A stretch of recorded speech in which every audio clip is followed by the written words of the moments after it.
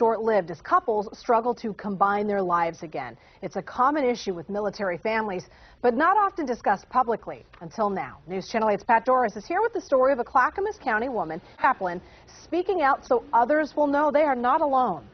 Well, Steph, Andrea Scott and Chaplain Daniel Thompson are part of an effort by the Oregon National Guard to let soldiers and their families know it's okay if there are struggles getting on with life. In fact, it's probably normal.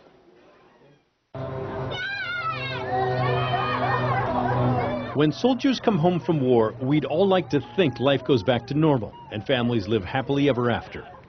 If only it were that simple. In Clackamas today, soldiers gathered to talk over common problems. Emotionally, it takes a while to settle down and get back in the flow. Daniel Thompson is a chaplain who's deployed 3 times himself. He knows it's hard for soldiers to return to ordinary jobs. To go back to that after all those things that you've done and places you've been and things you've seen, it takes a while to get back to, wow, this is not quite as meaningful as it was before. Andrea Scott's here too to share her experiences. She's brought pictures of the homecoming from her husband Kevin's first year in Iraq. What you can't see is the pain from the long, worry-filled nights. You know, you look at the sky, they're seeing the same thing. Same moon.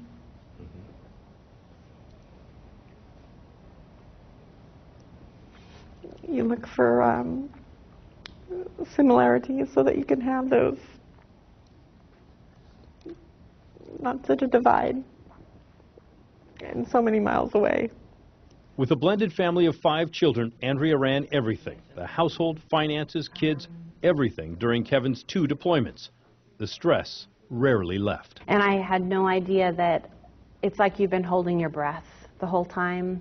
And it was like for the first time I'd been able to breathe in a year, knowing that he was on our soil. It's part of what built up the expectations for their homecomings and what often leads to frustrations.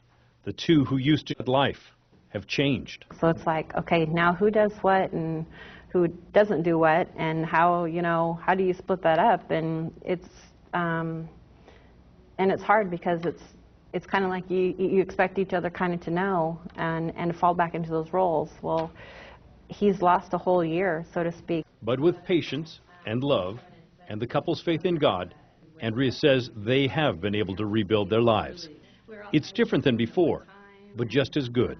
And Andrea Scott intends to do whatever it takes to keep it that way. And just do what comes along every day. And I'm glad to be able to do that. And you can bet there are a lot of families going through this. The Oregon National Guard says more than 13,000 men and women have deployed from Oregon since the War on Terror began. Back to you. Pat, it's an important story to share. Thank you. You bet.